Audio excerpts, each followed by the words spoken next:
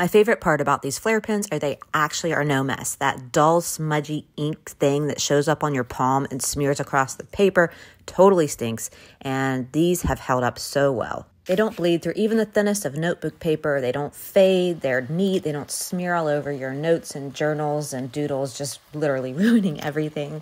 And the colors are actually beautiful, bright, and varied. I love that they're actually durable. That point guard does really extend the life of the pen and stop the fraying, and that 0.7 millimeter tip has really held up well with actual repeated use. My girls have used them for note-taking in school, as well as projects, journaling, expressing their whatever creative side in writing, and the colorful lines have made an actual major statement and held up, which I love.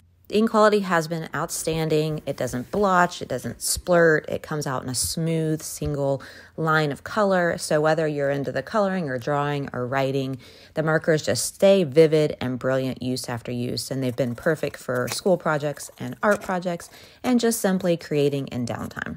Overall, these things held up after lots of use and abuse, and I would absolutely buy them again and recommend.